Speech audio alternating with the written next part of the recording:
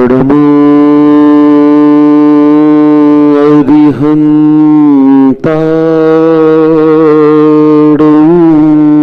नमो अरिहंताणं नमो सिद्धाणं नमो सिद्धाणं नमो आयर्याणं नमो आयर्याणं नमो वज्रायाणं नमो वज्रायाणं नमो लोये सब्साहुडं नमो लोये सवसाउणं हानित्य घटती आयु है पर पाप मति घटती नहीं आई बुढ़ोती पर विषय से कामना हटती नहीं मैं यत्न करता हूँ दवा मैं धर्म मैं करता नहीं दुर्मोह महिमा से ग्रसित हूँ नाथ बच सकता नहीं। जय बोले खैराट श्री कुंडलपुर के बड़े बाबा की जय। मूल नायक एक खैराट से चिंतामणि पार्श्वनाथ भगवान की जय। संत शिरोमणि आचार्य भगवान श्री विद्यासागर जी महाराज की जय। परम पूज्य मुनिवर श्री सुधासागर जी महाराज की जय। परम पूज्य मुनिवर महासागर जी महाराज की जय। समस्त मुनि संघ की जय। संसार में 8 कर्मों की व्यवस्था को जब हम देखते हैं तो इन 8 कर्मों में सबसे प्रबल होता है मोहिनी कर्म और इस मोहिनी कर्म के कारण ही यह जीव अनंत काल से इस संसार में परिभ्रमण कर रहा है। मोहिनी कर्म एक है, इनकी 2 संतानें हैं। ध्यान से सुनना, सुन रहे हो ना? मोहिनी कर्म की 2 संतानें हैं, एक का नाम राग है और दूसरे का नाम द्वेष है। अब इन दोनों की भी 2-2 संतानें हो गई। राग की संतान हो गई माया और लोभ और द्वेष की संतान हो गई क्रोध और मान। ये 4 कसाए इस तरह से उत्पन्न हो गई। ये पाठ तो हम लोग को घुट्टी में पिलाया जाता है। ये तो हमारा कोर्स है, सब्जेक्ट है कि हमेशा इस सब्जेक्ट को याद रखना। कभी भी उपस्थित हो सकता है प्रश्न आपके सामने, उत्तर देने के लिए तैयार रहना। जब जंगल में श्रमण रहते थे तो कैसे रहते थे? जंगली जानवरों के बीच में रहते थे। मूलाचार में आया, जब श्रमण जंगल से निकलते हैं और सामने कोई जानवर दिख जाए तो प्रत्याख्यान कर लेते थे कि जब तक यह उपसर्ग दूर नहीं होता तब तक हम चारों प्रकार के आहारों का त्याग करते। देखो प्रश्न खड़ा हो गया सामने, उपसर्ग का सिर आ रहा है सामने, महाराज जी बस्ती की ओर जा रहे आहार के लिए। अब क्या करें? तो हमारे आचार्यों ने हमें कह दिया कि वो सामने से आ रहा है और तुम सामने हो, तुम कायोसर करके प्रत्याख्यान कर लो, त्याग कर दो चारों प्रकार के आहारों का, कि जब तक यह उपसर्ग दूर नहीं होता हमारे चारों प्रकार के आहारों का त्याग। अब वह शेर भद्र होगा तो शांति से निकल जाएगा, क्योंकि जानवरों की एक विशेषता होती है, ये जब कभी भी अटैक करेंगे तो क्षुधा के कारण करते हैं या फिर कोई उन्हें मारे तो बचाव के लिए करते हैं। 2 ही अवस्था में ये लोग अटैक करते हैं। अगर इनका पेट भरा हो और इन्हें लग जाए कि सामने वाला हमारा कुछ बिगाड़ करने वाला नहीं है तो ये सीधे निकल जाते हैं। जब वह शेर अगर भद्र है तो शांति से निकल जाएगा और आप भी शांति से उसके दूसरी तरफ निकल जाइए। बस उपसर्ग दूर हो गया, आप अपने हिसाब से चल लीजिए। तो ये परीक्षा बीतरागता के क्षेत्र में प्रतिपल पग पग में श्रवण को देनी होती है। और वह परीक्षा कब दे पाएगा? जब वह इन कर्मों पर विजय प्राप्त करने का प्रयोग करेगा, पुरुषार्थ करेगा, तब कहीं जाकर के यह होगा। वीतरागता वह अखंड शस्त्र है जिसके वार से उन कर्मों के बिल्कुल जितनी सेना है सबका नाश हो जाता है। इन 8 कर्मों की सेना और इसका जो सेनानायक मोहिनी कर्म है, इनके नाश करने के लिए वीतरागता का शस्त्र ही प्रयोग किया जा सकता है। यह वह अमोघ शस्त्र है जिसके प्रहार से एक बार में ही इन घातिया कर्मों का नाश हो जाता है और थोड़ा बड़ा बचता है, दूसरे बार में वह उन्हें भी समाप्त करके और पूर्ण रूप से यह आत्मा स्वतंत्र हो जाती है। आप लोग भी इस वीतरागता के क्षेत्र में एक एक कदम आगे बढ़ाएं। घर में रहकर भी आप संसार की स्वभाव को जाने, कसाय को जाने, राग द्वेष के परिणाम को जाने और उनसे बच करके अपने आत्मा में लीन हो। इसी भावना से अहिंसा परमो धर्म की जय। सर्वमंगल मांगल्यम सर्व कल्याण कारकम प्रधानम सर्वधर्माणाम जैनम जयतु शासनम जैनम जयतु शासनम जैनम जयतु शासनम। पंच परमेष्टि भगवान की जय। आचार्य श्री गुरुवर कुंद कुंद महाराज की जय। आचार्य श्री गुरुवर विद्यासागर जी महाराज की जय। पर की शक्तियों को, पर के संबंध में हमें जितनी जानकारी लेने की आदत है, उतनी जानकारी यदि हम खुद के संबंध में रख लें तो संसार की भटकन रुक जाएगी। दूसरा व्यक्ति गलत रास्ते पे जाता है तो हमें लगता है कि बहुत गलत कर रहा है, और जब स्वयं आत्मा गलत रास्ते पे जाती है तो लगता है मैं बहुत अच्छा कर रहा हूं। एक शराबी बाप को बेटे की शराब पीना अच्छा लगता है, बुरा लगता है, लेकिन स्वयं पीता है तो बेटे को थप्पड़ मार देता है। इसी प्रकार सारी दुनिया की आदत बनी हुई है। दूसरों के संबंध में बड़ा चिंतित होता है, बड़ी चिंता करता है, लेकिन स्वयं के संबंध में कभी नहीं सोच पाता कि मैं भी कुछ चीज हूं। अपने खुद की जानकारी कितनी है, हमारा कितना हद तक अच्छाई और बुराइयां मेरे में हैं, मेरा वैभव कितना है।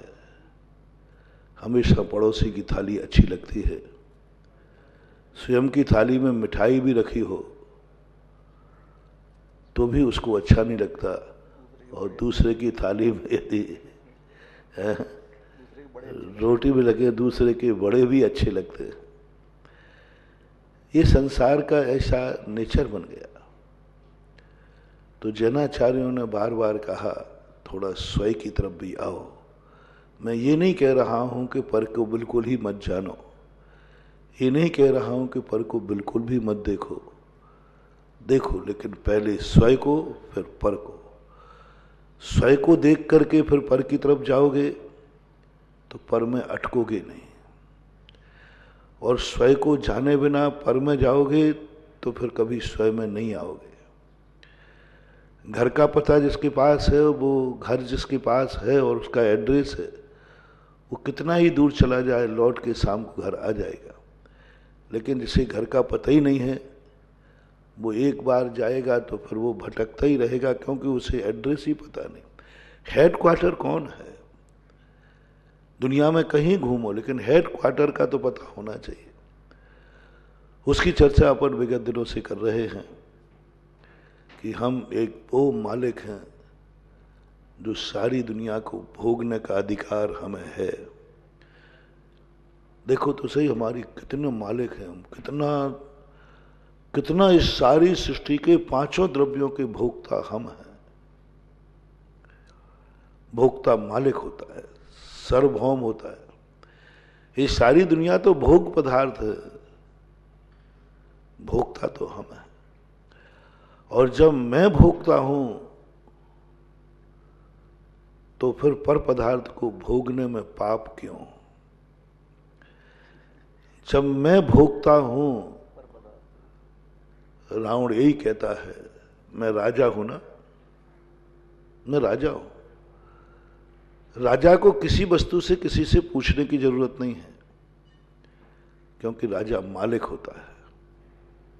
उसको किसी से पूछने की, जो चीज चाहिए उठा ले, और है कानून में। आज तुम्हारा मकान सरकार को चाहिए, वो ले लेगा, तुम्हें मुआवजा दे देगा, धन दौलत दे देगा, लेकिन रोक नहीं सकते। सरकारी कार्य में बाधा नहीं डाल सकते। सरकारी कार्य में बाधा डालना बहुत बड़ा अपराध है, बहुत बड़ा अपराध। सरकार को तुम्हारा मकान चाहिए, चाहिए, बस खत्म हो गई, वो ले सकते। हर संपत्ति, कुछ भी चीज, सरकार के कानून में लिखा है कि दुनिया की कोई भी वस्तु है, वह सरकार कभी भी उसको अपने कब्जे में ले सकती है। रावण ने इसी नीति को पकड़ा, और इस नीति से, इस कानून से दुनिया में बड़े बड़े अनर्थ हुए। रावण के दो सिद्धांत थे, मैं राजा हूं, और राजा के लिए किसी कार्य को पूछने की जरूरत नहीं होती, और जो श्रेष्ठ वस्तु है वह राजा का ही अधिकार होना चाहिए। ये जो पक्ष कोई राजा पकड़ लेता है, समझ लेना इस राजा के मिटने के दिन आ गए। राजा जब ये समझ लेता है कि मिटने के दिन आ गए, महाराजा, उससे भी बड़ा जो महाराजा होता है, वो कभी भी नहीं समझता ऐसा। वो तो दुनिया को तो छोड़ो, अपने संग को ही नहीं समझता। शुरू शुरू में हमारी नई दीक्षा हुई थी, सन 1980 की घटना है कि हम लोग 6-7 शुल्लक थे, सब एक साथ कमरे में बैठे थे, सामायिक से उठ चुके थे। आचार्य श्री एकाएक कमरे में आए, और मैं ही बैठा था सामने। तो बोले, शुल्लक जी, क्या मैं आपका कमंडल ले सकता हूं? अरे मैंने कहा कि पहली बात तो बाहर कमंडल रखा था, वो पूछने अंदर आए, कमंडल बाहर ही रखते थे दरवाजे पे। पूछ, मैंने कहा महाराज जी, हम लोग को समझ में नहीं आया, हम लोग तो घबरा गए। मुश्किल से 10-12 दिन दीक्षा लिए हुए थे। हम लोग आचार्य जी को हम लोगों ने उठा के दे दिया। आचार्य जी, इसी हम लोगों से कौन सा अपराध हो गया इतनी जल्दी कि आपने हमें इतना पराया समझ लिया, इतना पराया समझ लिया कि आप मेरे से ऐसे पूछ रहे जैसे हम पराये हों। आचार्य ने बहुत बड़ा जवाब दिया। उन्होंने कहा, नहीं, मैंने दीक्षा दी है, लेकिन मैंने तुम्हें अपने से भिन्न ही माना है। तुम्हारी वस्तु मेरी है, ऐसा नहीं। यदि मैं बिना पूछे उठाता हूं तो मुझे परिग्रह का दोष आएगा, चोरी का दोष आएगा, दोनों दो दोष आएंगे। एक तो परिग्रह का दोष आएगा, हमने संघ के सारे साधुओं के कमंडल अपने मान लिए, पिछी अपनी मान ली। अरे यहां तक कि साधुओं को भी संघर्ष रिश्तेदारी नहीं बनती। इसलिए गुरु शिष्य के जो संबंध हैं वो संसार के कोई रिश्ते में नहीं आते। बाप बेटे में, भाई बहन में आदि ऐसे कुछ नहीं आते। कई लोग करते हैं ऐसे, जैसे आरिकाएं होती हैं, ब्रह्मचारिणियां होती हैं, कहते ये मेरे गुरु भाई हैं। हमने किसी शास्त्र में आरिका को, अपने एक जात दीक्षित देखे साधु को भाई संज्ञा नहीं दी, क्योंकि भाई एक सांसारिक संबंध है, तो आरिका के भी गुरु हैं। साधु परमेष्ठी भाई कैसे हो सकता, बहुत छोटा है। दो मुनिराज कह सकते हैं भाई, लेकिन एक आरिका नहीं कर सकती। जहां आराध्य आराधक भाव आ जाता है, जहां साध्य साधक भाव आ जाता है, वहां ये सांसारिक संबंध खत्म हो जाते हैं। तो जब उन्होंने ये बात कही तो हम लोगों ने सोचा कि आखिर आचार्य सिंह ने ये इतना बड़ा ड्रामा क्यों किया। बड़े आदमी कोई हरकत करे तो समझ लेना कि कोई ना कोई बड़ा रहस्य जरूर है। क्यों महाराज ने पूछा, उनको पूछो। पहली बात तो मतलब क्या था इस समय, और पूछने का अधिकार तो उन्हें समझ में तो आ गई बात हम लोग कि हाँ बात सही है महाराज जी के शिष्य गुरु प्रपंचई पुत्र कलत्र प्रपंचई। गृहस्थ को कहा सामायिक के समय पुत्र कलत्र प्रपंचई, और हम लोग कहेंगे शिष्य गुरु प्रपंचई। तब उन्होंने फिर हम लोग बैठ करके आखिर कोई अपन लोगों से कहीं गड़बड़ हुआ, सोचते सोचते हम लोगों ने ऐसा संबंध बना लिया था। क्योंकि कोई कमंडल में हम लोग किसी का भी कमंडल उठा लेते थे। ठंड का समय था तो जो कमंडल धूप में रखा था वही ले जाते थे। वो आचार्य से देख लिया कि ये लोग अपने अपने कमंडल नहीं उठा करके एक दूसरे का कोई भी उठा लेते और बिना पूछे। बाहर सबके कमंडल रखे रहते, जो हाथ में आ गया वही उठा के चल दिए। क्योंकि अपने अपने गुरु भाइयों के तो हैं, अपने सब है, सब हम लोग एक कमरे में बैठते हैं, एक ही तो हैं सब, कुछ से पूछना। तो हम लोगों को अपनी गलती फीलिंग हुई कि हम लोग बिना पूछे एक दूसरे कमंडल इसलिए उठाते थे। कोई को बुराई लगती थी, बुराई भी नहीं लगती, हम लोग बड़ा प्रेम बात चलता। कोई किसी का, वो हमारा उठाते थे, हम उनका उठाते, सब उठा लेते थे। आचार्य का ये आदत इनकी ठीक नहीं है। कैसे करो, तो बड़े आदमी कई बार कहने की अपेक्षा करके दिखा देते हैं, और करके दिखाने से बात ऐसी बैठ जाती है कि आज तक वो बात बनी रहती है। अब देखना यहां भी भोक्तृत्व गुण है। एक आचार्य अपने शिष्यों के भोक्ता हैं, एक आचार्य अपने शिष्यों के भोक्ता हैं, लेकिन कैसे भोक्ता हैं? पूछ करके, रजाबंदी से, उससे पूछ करके कमंडल लिया, कमंडल का भोग किया, कमंडल का उन्होंने अपनी शुद्धि के लिए लिया, ये कमंडल का भोग गया, शिष्य के कमंडल का भोग हो गया। लेकिन उठा के ले लिया, अपहरण करके ले लिया कि पूछ करके लिया। इस घटना को मैं इसलिए तुम्हें स्मरण दिलाना चाह रहा हूं कि कल अपना यही प्रसंग चल रहा था।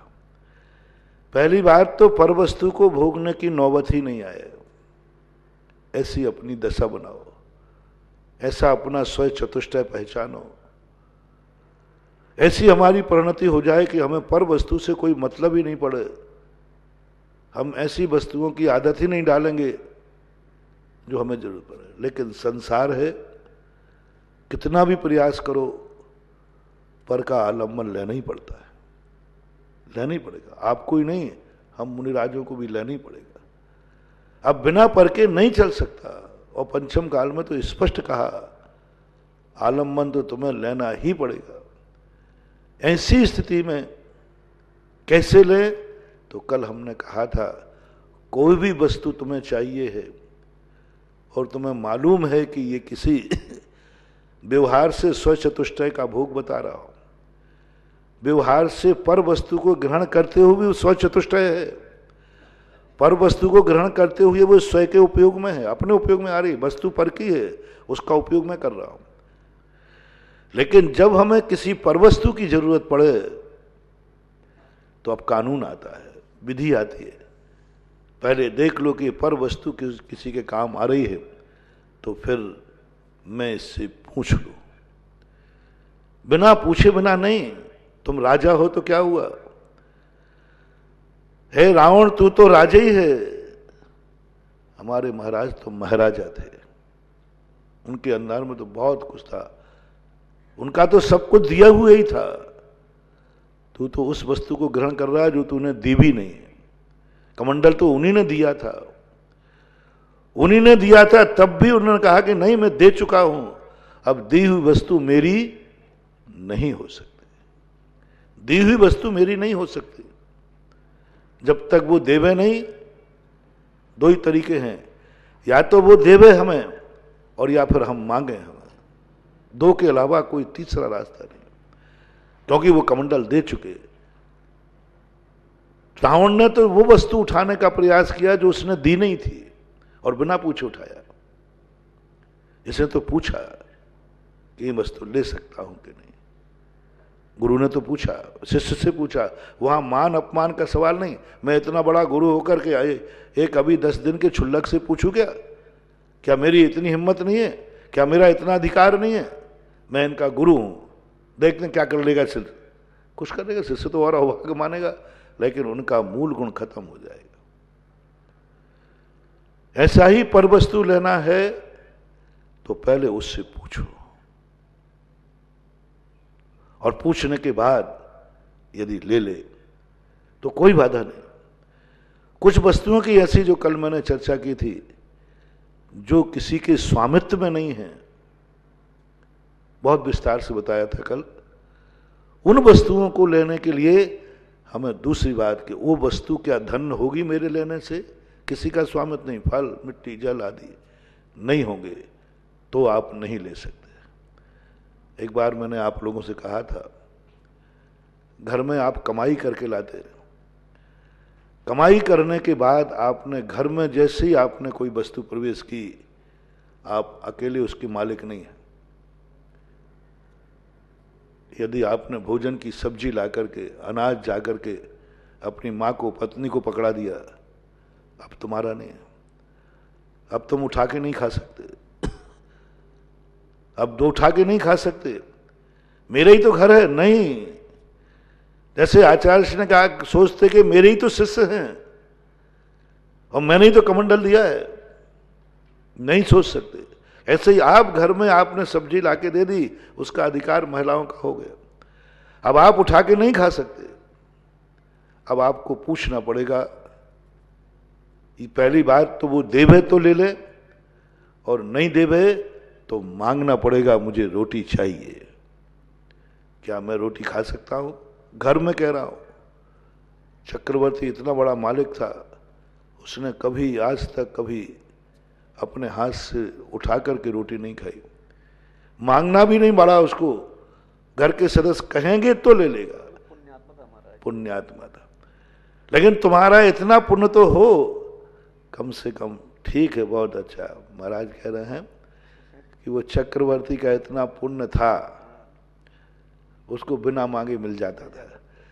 लेकिन इनसे मैं कह रहा हूं, तुम इतने पापी तो मत बनो कि बिना मांगे उठा के खा लो। कम से कम मांग लो, कम से इतना कदर कर लो, कम से कम मांग तो लो। हाँ, उतना पुण्य नहीं है तुम्हारा कि बिना मांगे मिल जाए, लेकिन इतने पापी भी मत बनो कि बिना मांगे अपने आप उठा के ले लो। ये व्यवस्था जब अपने घर की बना रहा हूं, अपने संघ की बना रहा हूं, अपने परिवार में बना रहा हूं, तो परिवार के बाहर की तो कोई वस्तु हमें लेने का कोई अधिकार है ही नहीं। जब यही चोरी में आ रहा है तो पड़ोसी की वस्तु का तो हमारा कोई अधिकार है ही नहीं, तो हमें पूछना पड़ेगा। और कल अपना प्रसंग चल रहा था, उपभोक्ता 4 प्रकार से कोई वस्तु को अपन ग्रहण करते हैं। किताब भी हमें पढ़ना है, इसका भी भोग है। घड़ी है, अपन देख रहे हैं इसको, अपने घड़ी का भोग हो गया, अपन देख रहे हैं। हम इस माइक को देख रहे हैं, बोल रहे हैं, हम उपभोग कर रहे हैं। आप टीवी पर देख रहे हैं, आप टीवी का भोग कर रहे हैं। आप कपड़े पहन रहे हैं, कपड़े का भोग कर रहे हैं। आप फर्श पर बैठे हैं, इस फर्श का भोग कर रहे हैं। भोग शब्द बहुत व्यापक है। भोग शब्द लोगों ने आज एक गलत कार्य में प्रयोग कर लिया। भोक्तृत्व तो हमारे आत्मा का स्वभाव था, लेकिन भोग शब्द आज भोग विलासता के अर्थ में हो गया। हमारे अध्यात्म शास्त्रों में भोग शब्द का बहुत सम्मान है। आत्मा का भोग, अपने आत्मा को, खुद को इतना भोगा कि खुद को भी भोग बना डाला। तो ये सारी चीजें भोग में आ रही हैं अपने। अब हमारे यहां पूज्यवर उमा स्वामी महाराज ने बहुत अच्छी बात ध्यान में आ गई। नाम स्थापना द्रव्य भाव तत्न्यासा। नाम का भी भोग होता है। नाम तुम्हारी बपौती नहीं है, नाम किसी तुमने खुद नहीं रखा है, नाम किसी ने रखा है। ऐसा व्यक्ति बताओ दुनिया में जिसने स्वयं का नाम स्वयं रखा हो।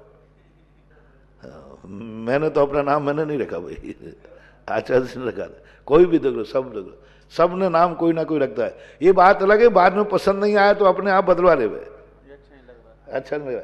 लेकिन ओरिजिनल नाम, दुनिया में कितनी भी वस्तु है, कोई भी वस्तु स्वयं नाम वाली नहीं है। अकृत्रिम नाम भी हैं तो वे अकृत्रिम ही हैं, लेकिन संसार में व्यवहार चलाने वाले नाम दूसरे ने दिए हैं। अब दूसरे के दिए हुए का नाम का भोग करना, अपने उस नाम को दूसरे ने दिया, अपन ने उसको ले लिया, अब हम इसके नाम से ख्याति प्राप्त कर रहे हैं, इस नाम से दुनिया जान रही, मुझे इस नाम से पहचान रही, मेरा इस नाम से सब व्यवहार हो रहा है, तो हम नाम का, और नाम दूसरे का था। देखना पर चतुष्टय को स्व चतुष्टय कैसे मानो। पहली बात तो नाम पुद्गल की पर्याय है, दूसरा दूसरे ने दिया है, अपना है ही नहीं, है ही नहीं नाम। और जब दूसरे का दिया हुआ नाम है और तुम उस नाम के भोक्ता हो, आज उसी नाम से तुम्हें आनंद आता है। जब तुम्हारी उस नाम को लेकर कोई प्रशंसा करता है, जयकार बोलता है, तो तुम्हें आनंद आ रहा है, यानी तुम नाम का उपभोग कर रहे हो। तुम्हारे नाम से कोई बुराई करता है तो तुम्हें दुख होता है, नाम का उपयोग कर रहे हो। कहीं तुम्हारा नाम लिखा मिल जाए, हाँ मेरा नाम लिखा है, हाँ मेरा नाम लिखा, वो नाम का। और कहीं तुम्हारा नाम लिखा नहीं मिले तो किसकी हिम्मत जो मैंने इतना काम किया और पत्रिका में मेरा ही नाम छूट गया। इसका अर्थ है कि नाम का तुम उपभोग कर रहे हो। एक भी व्यक्ति दुनिया में, तीर्थंकर भी क्यों ना हो, उनको भी नाम का उपभोग किया, उन्होंने नाम किया। नाम से वस्तु का ग्रहण करना, और नाम की बहुत बड़ी इज्जत होती है। नामी में तो कबाड़ा है। उसी किताब में यदि दूसरे का नाम लिखा है तो कोई ऐतराज नहीं, उसी पन्ने पर स्वयं का नाम लिखा है तो इज्जत बेइज्जती सब कुछ आ जाती। आज ये सारी दुनिया नाम पर चल रही है, नाम पर आधार चल रहा है। हमारी खुशी नाम पर है, हमें काम पे नहीं है।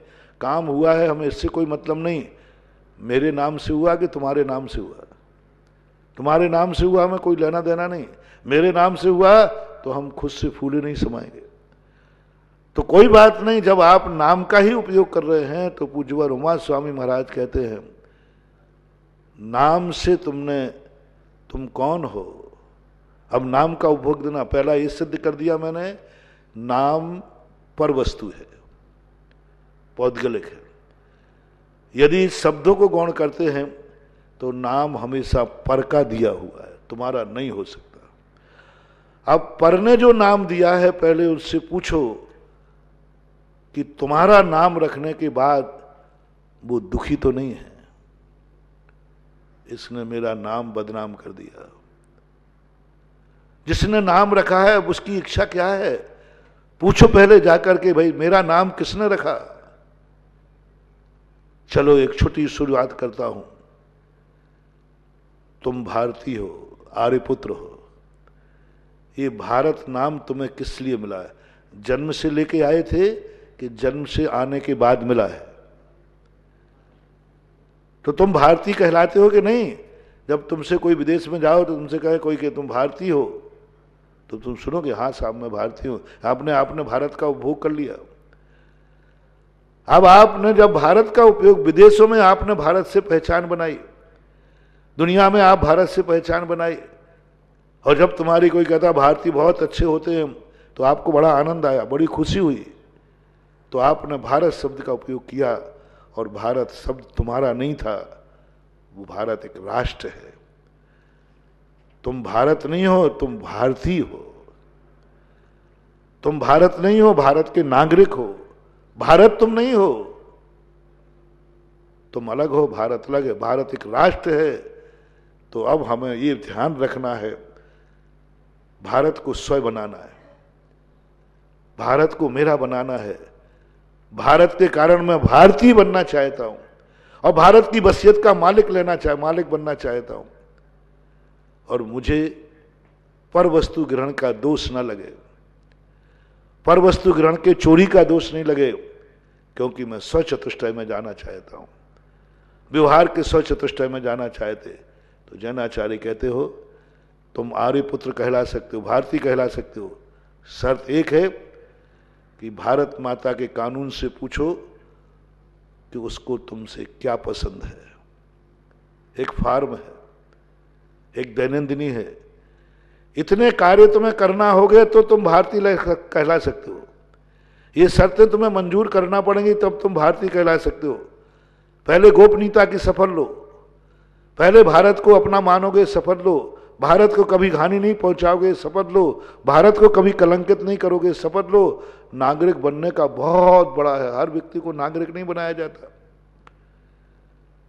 तो अब हमें यह ध्यान रखना है कि भारतीय शब्द राष्ट्र है तो हमें कोई ऐसी क्रिया नहीं करना जिससे राष्ट्र कलंकित हो, भारत कलंकित हो, भारत माता को दुख हो, कानून को उजाड़ जाए।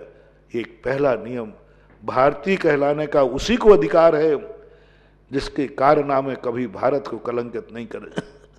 भारतीय कहलाने का उसी को अधिकार है जो कभी भारत के जेल में बंद नहीं होगा। राजा लोगों के जो जेल होते थे ना, वे दुश्मनों के होते थे। जब युद्ध में उनको बंदी बना लेते, उनको जेल में डालते थे। प्रजा के लिए जेल नहीं बनता, अपने कुटुंब के लिए जेल नहीं बनता। कभी भी जेल बनाने का कंसेप्ट जो है, जेल बनाने का नियम है, दुश्मनों को बंदी बनाकर जेल में डालना। दुश्मनों के लिए बनाया गया था जेल, और परिणाम क्या निकला? जो दुश्मनों को जेल में बनाया, अपने ही व्यक्ति ने ऐसा अपराध किया कि वो दुश्मन के समान हो गया, तो अपने को भी जेल में डालना पड़ा। अपने को भी जेल डालना, घर वालों को जेल में डालना पड़ा, भारतीय को जेल। तो सही भारतीय नागरिक से मैं कहना चाहता हूं, यदि तुम ओरिजिनल माता के सपूत हो, भारत माता के, तो जिंदगी में एक नियम कर लेना, मैं कभी अपने मां के जेल में बंद नहीं होऊंगा।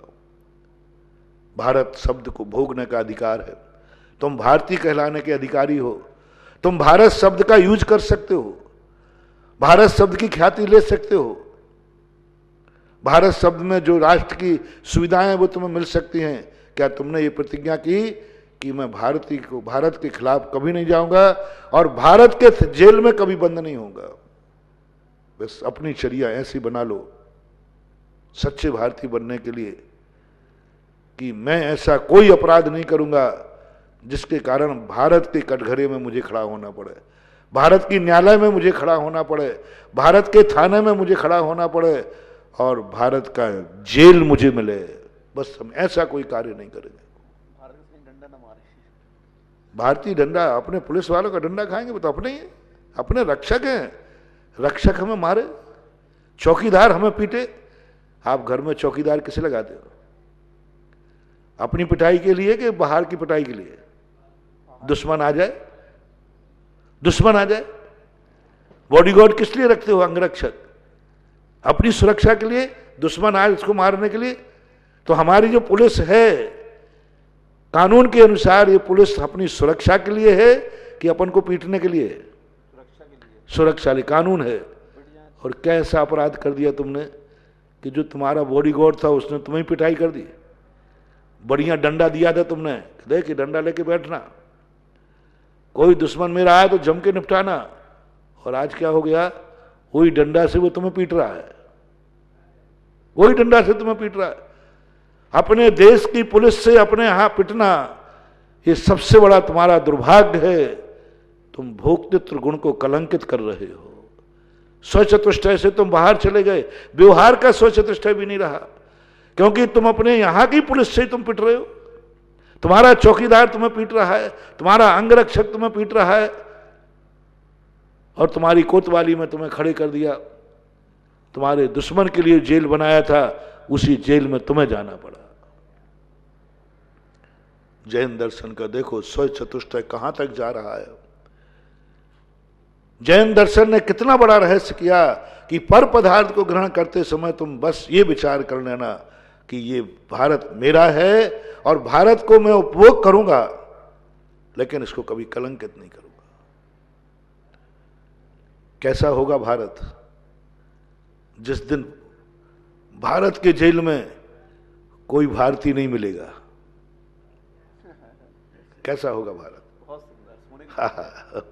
भगवान, कल्पना करो, मैं चिंतन कर रहा था स्थापना नाम के क्षेत्र में कि भारत को यदि इतना भी गौरव आ गया कि मैं भारत देश का कभी भारत के जेल में कभी बंद नहीं होगा, और खोजने पर पता चला कि किसी भी भारत जेल में भारतीय बंद नहीं है, ये सारे विश्व में चर्चा हो गई कि भारत वो देश है जिस देश में कभी भारतीय जेल में नहीं मिलता।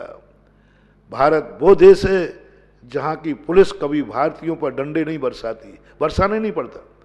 भारत वो स्वाभिमानी जेल है जो अपने देश की पुलिस के डंडे नहीं खाती। भारत वो स्वाभिमानी देश है जिस थाने में कभी भारतीय व्यक्ति को खड़ा नहीं किया जाता।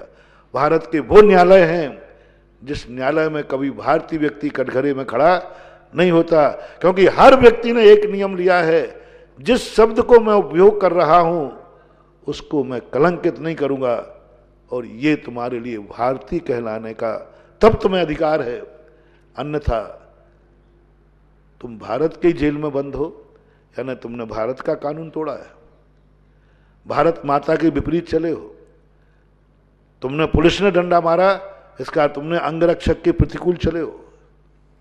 सब चीजों पर बहुत दूरदृष्टि से विचार करो तो आप अपराधी की कोटि में आएंगे। आपने दूसरा शब्द प्रयोग किया, चूंकि जैन मंच है तो आप जैन शब्द आप खुद लेके आए थे कि यहां आने के बाद मिला है? जैन शब्द लेके आए थे कि आने के बाद मिला है? कोई लेके नहीं आया, कोई लेके नहीं आया।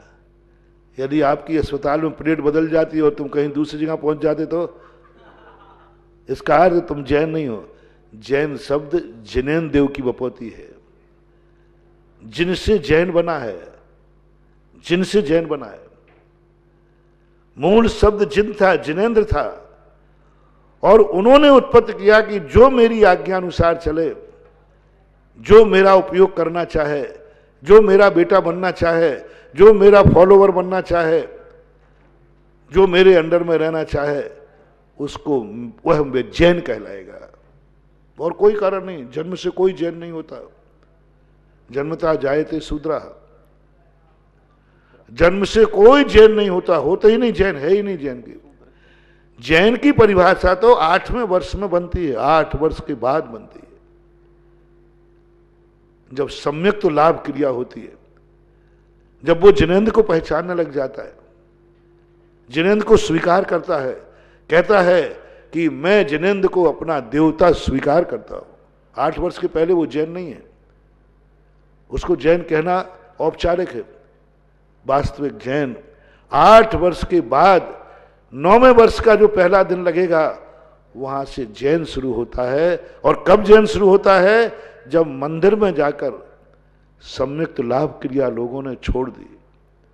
लोग जन्मदिन में इतने मस्त हो गए, इतने मस्त हो गए, जो सारा संसार जन्मदिन मनाता है। जैनियों का सबसे बड़ा दिन होता है मात्र 84 लाख योनियों में मात्र एक सबसे बड़ा दिन आता है जन्मदिन के बाद। देवताओं का जन्मदिन एक अंतर मुहूर्त के बाद बड़ा दिन आ जाता है। जन्म लेने के बाद एक अंतर मुहूर्त बाद वो सम्यक दर्शन के योग्य हो जाते। त्रियंशों की अलग अलग व्यवस्था है। अपन मनुष्यों का सबसे बड़ा दिन कहलाता है वह दिन जिस दिन वो सम्यक दर्शन के योग्य होता है। जिस दिन दुनिया में आता है उस दिन नहीं, जिस दिन वो आता है तो कैसे कहलाता है? 8वें वर्ष हर बालक को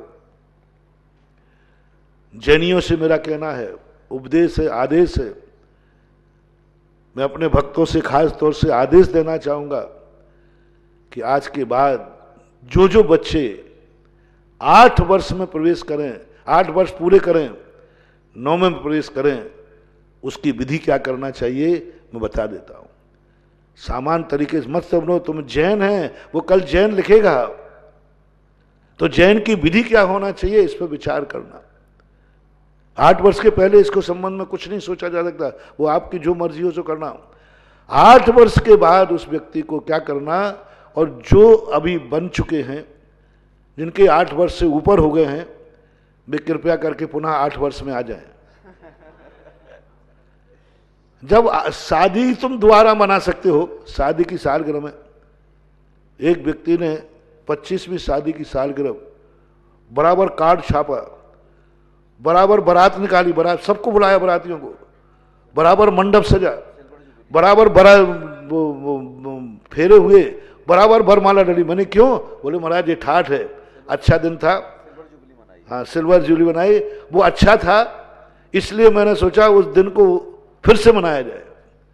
तो मैं कह रहा हूं जो 8 साल से पार कर गए हों और जिन्होंने ये विधि नहीं अपनाई हो, वे फिर क्या करके पुनः उस विधि बनाने के लिए 8 वर्ष में आ जाए, पुनः आ जाए। क्या करना है 8 वर्ष के 9वें दिन के पहले दिन, एक आध दिन आगे पीछे कर सकते हो अपनी सुविधा अनुसार, लेकिन श्रेष्ठ वही है कि 9वें दिन का पहला दिन प्रातः काल उठ करके सारे परिवार को, रिश्तेदारों को बुलाओ। जैन शब्द के भोक्ता बना रहा हूं तुम्हें। जैन शब्द का भोक्ता तुम कब बनोगे? जैन लिखने का अधिकार कब है? जैन से ख्याति कब कहलाओगे? जैन साहब कब कहला सकते हो? अन्यथा तुम्हें कौन सा पाप लग रहा है? ये क्रिया जिन्होंने नहीं की वे कौन से पाप के भागीदार हैं? जैन होकर के भी जैन कभी नरक नहीं जाता, जैन कभी दुर्गति नहीं जाता। पूज्यवर नेमीचंद महाराज ने स्पष्ट गोमठ सार में कहा, जैनी कभी नरक जा ही नहीं सकता, क्योंकि जैनी के पास 8 वर्ष के बाद ऐसे कुछ नियम होते हैं, उस नियम के कारण से वो नरक जाएगा ही नहीं। और यदि तुमने ये नियम नहीं पाला तो जैनी होकर के भी दुर्गति चले जाओगे, मारीच के समान। अब आपको जैन 8 वर्ष के अंतर्मुहूर्त में पहले दिन, सबसे पहले दिन उठ करके, पहले तो 8 हफ्ते महीने भर पहले से आप एक कार्ड छपवाइए, पत्रिका छपवाइए, पत्रिका छपवाइए, बिना पत्रिका के नहीं। धार्मिक कार्यक्रम जब भी होता है, जिनसे स्वामी ने स्पष्ट उल्लेख किया, उसकी प्रभाव ना करो, पत्रिका छपाओ, सबको भेजो, अपने संबंधियों को भेजो, सब संबंधियों को भेजो कि हमारा बेटे के सम्यक्त, उसका नाम देना कार्ड का नाम सम्यक्त लाभ क्रिया, सम्यक्त लाभ क्रिया, और उसका सब कार्यक्रम में बताया देता हूं, वो कार्यक्रम करना और सबको बुलवाना, रिश्तेदारों को, गांव के पंचों को, मुख्य लोगों को बुला करके गाजे बाजे के साथ, बच्चे को बग्गी में, बड़े आदमी हैं तो हाथी में, घोड़े पर, जो पैदल, अपनी गाड़ी, जो तुम्हारी सुविधा बने, गाजे बाजे के साथ, मैं रिश्तेदारों के साथ, मैं गांव के पंचों के साथ में अपने घर से अष्टद्रव्य का थाल ले जाओ। पूरा अष्टद्रव्य से भरा थाल है, गोले हैं, चिटक है, बादाम है, सब पूरा अष्टद्रव्य से भरा है। और अष्टद्रव्य से लेकर के और बहन बाजी के साथ, जो तुम्हारे बग्गी में ले जाना, बग्गी में, हाथी पे ले जाना, ठाठ से बुलाओ, जितना बड़ा ठाठ से कर सकोगे उतना करो। हाथी बुलाओ ना, क्या बात हो गई, हाथी पे बैठाल के ले जाओ उस बालक, और ले जाकर गाजे बाजे के साथ मंदिर में जाओ। मंदिर में नमस्कार करके, और वहाँ के जो पंच होते हैं, कमेटी होती है, अथवा गुरु महाराज यदि हैं, साधु हैं, तो उनके पास ले जाकर बताओ, हे गुरुदेव, हे पंच लोगों, मेरा यह बेटा आज से जैन बनना चाहता है, जैन शब्द का टाइटल चाहता है, ये अपने नाम के आगे जैन लिखना चाहता है। जैन शब्द मुझे बहुत सम्मान सूचक है, जैन कहते ही लोग हमारी इज्जत करेंगे, जैन कहते ही मेरा सम्मान करेंगे, ये जैन शब्द मेरे लिए बहुत काम का है, बहुत सम्मानीय है, मैं जैन लिखना चाहता हूं, और आप सब मिलकर के मुझे जिनेन देव से जैन लिखने का अधिकार दिलाएं, क्योंकि जैन शब्द मेरा नहीं है, जिनेन देव का है। तब गुरु महाराज या पंचायत के लोग, अध्यक्ष खड़े होकर कहेंगे, ठीक है, हमारे नियम है कुछ, इन नियमों का यदि पालन करो तो तुम जैन कहला सकते हो। कौन से नियम है? बालक के हाथ में श्रीफल होगा, गुरु महाराज या पंच या गृहस्थाचार्य बोलेंगे यदि तुम जैन बनना चाहते हो तो एक नियम लेना पड़ेगा, कोई विशेष परिस्थिति को छोड़कर, राजकीय परिस्थिति को छोड़कर, कानून को छोड़कर, बीमारी को छोड़कर आप प्रतिदिन जिनेंद्र भगवान का अभिषेक पूजन करोगे। विशेष परिस्थिति की छूट रख दी, राजकीय कानून की हमेशा छूट है, हर कार्य में छूट है। हमने राजकीय व्यवस्था जैसे अभी चल रही है, बीमारी हाली, बाहर जाना है, व्यापार धंधे को बाहर जाना है, वो नहीं, आप हेड क्वार्टर पर रहोगे, स्वस्थ रहोगे, कोई कानूनन बाधा नहीं है, कोई परेशानी नहीं है, तो प्रतिदिन आपको भगवान जिनेंद्र देव के यहां हाजिरी देना पड़ेगी, प्रतिदिन हाजिरी देना पड़ेगी।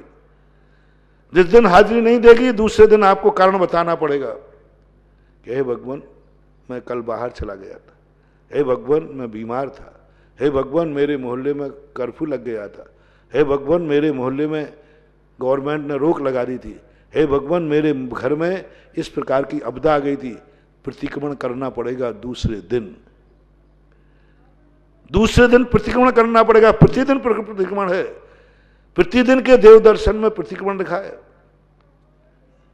और यदि नहीं पहुंच पाए तो पहले प्रतिक्रमण भगवान कल की बता सुनाओ, कल क्यों नहीं आए थे तुम, अपने आप बोलो। ये प्रतिक्रमण के साथ में आप नियम ले सकते हैं क्या? अब जो भी समस्याएं थी मैंने आपको कह दी, और किसी दिन नहीं आ पाओ दूसरे दिन प्रतिक्रमण कर लेना, प्रायश्चित कर लेना, चलेगा। इसके बाद आप ये नियम ले सकते हो, प्रतिदिन भगवान का अभिषेक पूजन। तुम कौन हो, पहले तुम्हारे माता पिता कौन है, पंच पूछेंगे। जैन, तुम्हारे माता पिता जैन है क्या? तुम्हारे रिश्तेदार जैन है क्या? तुम्हारे भाई बंधु जैन है क्या? तुम्हारे सगे संबंधी जैन है क्या? ये पहले पूछेंगे। हाँ, हमारी 7 पीढ़ियां जैन हैं। इस बच्चे का ननिहाल पक्ष जैन है, इसकी मां जैन कुल से आई हुई है, इसके मामा नाना सब जैन हैं, और जिस कुल में ये जन्म लिया है इसके पिता, जाति और पिता ये दोनों कुल की, देश कुल जाई शुद्धा। हालांकि हमारे यहां आचार्य परमेष्ठी पे कहा, लेकिन पूज्यवर जिनसेन स्वामी ने गृहस्थ को कहा देश कुल जाई शुद्धा, जाति से शुद्ध हो। जाति के शुद्ध यानी माता पक्ष का कह, जाति यानी माता।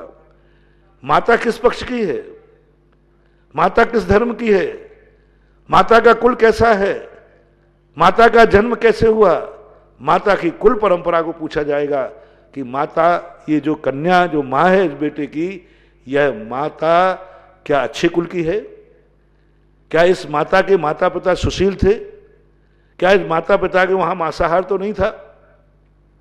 क्या इस माता पिता के, इस लड़के के ननिहाल में कोई मांसाहार तो नहीं होता?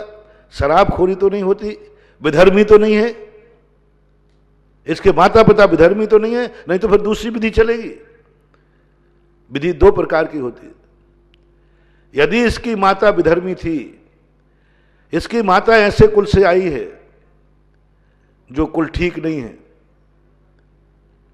लेकिन ये बेटा ठीक है, माता ठीक नहीं है, माता गलत ढंग से आई, माता का परिवार गलत है, माता के माँ बाप गलत है, माँ बाप के कुल में शराब मांसाखोरी सब होता है, विधर्मी है, धर्मी है ही नहीं, पापी हैं, सब प्रकार चोर हैं, डाकू हैं, सब कुछ जितने पाप होते हैं इसके माता पिता के घर, इनके माँ के घर में सब होते थे, ननिहाल में, पीहर में। लेकिन बेटा शुद्ध है, माँ शुद्ध है। 3 बातें समझना। माँ के बहुत थोड़ा डिटेल में कर रहा हूं जिससे समझ में अच्छी आ जाए। माँ का परिवार का ननिहाल, पीहर, पूरी बात बेटा, और माँ शुद्ध है, और लड़का जो हुआ वो भी शुद्ध है। उसकी दीक्षा विधि अलग होगी, उसको जैन अलग ढंग से बनाया जाएगा, उसके अधिकार कुछ कम किए जाएंगे, उसके अधिकार छीने जाएंगे। सम्यक दर्शन से वंचित नहीं किया जाएगा, जैन शब्द से वंचित नहीं किया जाएगा, लेकिन अधिकारों से वंचित किया जाएगा। और जिसने ये कह दिया कि नहीं, इसके मामा नाना सब शुद्ध है, गवाही के साथ में दूसरे लोग, तुम ही अपने मुंह से बोल रहे हो कोई और भी है, 4 लोग समाज के खड़े हो जाएंगे, हाँ इनके ननिहाल, इस बेटे के ननिहाल को मैं जानता हूं, इसका ननिहाल बहुत शुद्ध है। फिर जिस कुल में जन्म हुआ उस कुल की परंपरा क्या है, तो उस कुल की पूरी 7 पीढ़ियों का लेखा जोखा, इस 7 पीढ़ी में कोई मांसाहार नहीं, इस 7 पीढ़ी में कोई विधर्मी नहीं है, सब जैन धर्म को मानने वाले हैं, सबका आचरण शुद्ध है, सब बढ़िया है। ये 2 कुंडलियां मिलने के बाद जिसकी मिल गई, अभी हम जिसकी बराबर मिल जाती उसकी विधि बता देता हूं। जिसकी बिल्कुल सही मिल गई दोनों तरफ से, फिर वो कहेंगे कि आप भी अब ये नियम, जैसे आपके माता पिता का नियम है, जैसे आपके भाई बड़े भाइयों का नियम है, ऐसा ही नियम आपको लेना पड़ेगा, ले सकते हैं। वो कहता मुझे मंजूर है। फिर कहा इस कुल में रात्रि का भोजन नहीं होगा, रात्रि में आप भोजन नहीं कर सकेंगे, मंजूर है। इसमें कहा मांद मधुमार, अष्टमूल गुण जो धारण किए जाते हैं, ये अष्टमूल गुण पंचमूल स्थान वर्ती के नहीं है। कई लोग सोचते हैं कि ये पंचमूल स्थान वर्ती के हैं, नहीं, ये अष्टमूल गुण चौथे गुण स्थान वर्ती के हैं, ये प्रतिमाधारी के नहीं है, ये पंचमूल स्थान वर्ती के नहीं है। ये जैन अविरत सम्यक दृष्टि, मैंने कहा ना सम्यक दृष्टि एक परंपरा से जैन कुल में चलाया है, उस श्रावक के लिए। जैन के 2 भेद है, एक श्रावक और एक सामान्य जैन। चांडाल आदि भी जैन बन जाएंगे, लेकिन आज तक चांडाल सम्यक दृष्टि बन गया, देवताओं को जयकार हो गया, लेकिन चांडाल ने कभी मुनिराज को हार दिया, भगवान का अभिषेक किया, सौधर्मेंद्र आदि बने पात्र, ऐसा कहीं नहीं हुआ। तो इसलिए भेद अलग अलग करना। कई लोग कहते हैं शास्त्रों में जैन बनाने की परंपरा है, पहले चांडाल भी जैन बनते थे, कौन कह रहा है जैन नहीं बनते, लेकिन जैन बनने में अधिकारों में अंतर रहेगा।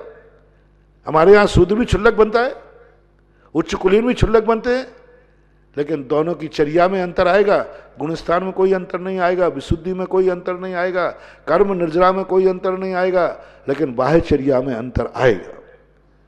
तो ऐसी स्थिति करके फिर वो कहता जाता है हाँ आप मद्य नहीं खाओगे पियोगे, गुटखा से लेकर शराब तक कोई भी चीज का सेवन नहीं करोगे, जीवन भर के लिए त्याग।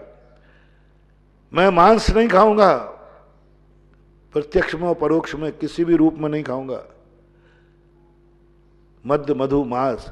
मैं शहद का प्रयोग नहीं करूंगा, एक मैं किसी का संकल्प पूर्वक मर्डर नहीं करूंगा, मैं किसी का ताला तोड़कर चोरी नहीं करूंगा, मैं कुशील नहीं करूंगा, मैं अनाप शनाप परिग्रह नीति अनीति अनीति पूर्वक परिग्रह का संग्रह नहीं करूंगा, मैं किसी की डांका डाल के चोरी नहीं करूंगा, मैं ऐसा झूठ नहीं बोलूंगा इससे दूसरे का सर्वनाश हो जाए। ये 5 अणु मध्यमाद मधु त्यागी सहाणु व्रत पंचकम, ये जो गृहस्थ के लक्षण कहे वृत्ति के नहीं, देश वृत्ति की संज्ञा नहीं, ये स्वीकार करके फिर पंच कहती है कि मैं आज से आपके इस बेटे को जिनेन्द्र भगवान की साक्षी में जैन लिखने का अधिकार देता हूं। इतनी विधि कर सको तब जैन लिखना। तुम लोगों ने तो गुंडागिर्दी करके जैन शब्द ले लिया, हम लिख रहे हैं जाओ रात में खाएंगे मांस भी खाएंगे अंडे, और जैन लिखेंगे करो कौन क्या कर रहा है, कर लो क्या करना, कोई कुछ नहीं करेगा। लेकिन जैन शब्द का जो बेनिफिट मिलने वाला है वो तुम्हें नहीं मिलेगा, कर लो तुम्हें, कौन को रोकेगा। लेकिन आगम एक कानून ये कह रहा है कि ये नियम पालना पड़ेगा। तो जिन जिन बच्चे की जैन क्रिया हो वे सबसे पहले ये लाभ क्रिया करें, और ठाठ से उस दिन फिर कमेटी आदेश देगी, गुरु आदेश देंगे, आज से ही हमारी साक्षी में, पंचों की साक्षी में आज तुम प्रथम बार भगवान का अभिषेक करो। उस बालक कपड़े आदि शुद्ध पहन करके और पूरा तिलक पत्रा समाज करेगी, सम्मान करेगी और कहे आज से तुम, और वो जाएगा भगवान का अभिषेक करेगा, भगवान की पूजा करेगा, पूरे परिवार के साथ बैठ करके उस दिन विधान करेंगे, पंच परमिष्टि विधान आदि कोई भी एक विधान करेंगे। और विधान के समय हवन होगा। हवन के समय पर ये सारे नियम पुनरावृत्ति की जाएगी। पुण्यावाचन होगा कि तुम ऐसे फलो, तुम ऐसे फूलो, तुम सज जाति, तुम अच्छी जाति में। बहुत बड़ा वो हवन के जो रूप होते ना, हवन किया जाएगा। हवन में उस बच्चे का परिक्रमा लगा करके और वो उस राग को साक्षी करके, हे भगवान, इस हवन की अग्नि की साक्षी करके मैं आज प्रतिज्ञा करता हूं कि जो नाम मैंने आपसे लिया है, आपका है, इसको मैं कभी कलंकित नहीं करूंगा, सदोष नहीं करूंगा, और मैं सदा वही कार्य करूंगा जिससे आपको गर्व होगा, गर्व होगा, खुशी होगी, आनंद होगी। तभी हम जैन शब्द लेने का अधिकारी हैं। जब जिसने जैन शब्द दिया है, जिसने जैन शब्द की उत्पत्ति की है, क्या हमारे जैन कहलाने से वो खुश है? सारे भारत के जैनियों को मेरा आज परीक्षण करने का मौका दे रहा हूं। स्वचतुष्टय की तरफ छाती पे हाथ रख के पूछो, अपनी अंतर चेतना से पूछो, क्या ये जिन शब्द, जैन शब्द भगवान का है, भगवान ने दिया था तुम्हें, क्या तुम अपने जीवन में संकल्प कर पाए हो जो मैंने नियम बनाए हैं? क्या आपके जैन होने से जिनेंद्र खुश है? क्या आपके जिनेंद्र के अंदर गर्व है? भगवान तो अदृश्य हो गया, भगवान तो गायक स्वभावी हो गया, लेकिन भगवान का अधिकार जैन जाति को दे गया, भगवान का अधिकार जैन गुरु को दे गया कि तुम संभालो ये बांगडोर, ये हमारे नाम को कलंकित न कर पाए। जैसे प्रधानमंत्री का कोई आदेश होता है तो कलेक्टर संभालता है, कलेक्टर का एसडीएम संभालता है, एसडीएम का छोटा तहसीलदार संभालता है, तहसीलदार नहीं होता है तो जो भी होता है वहां पटवा जो भी संभालते, एक दूसरे का संभालते।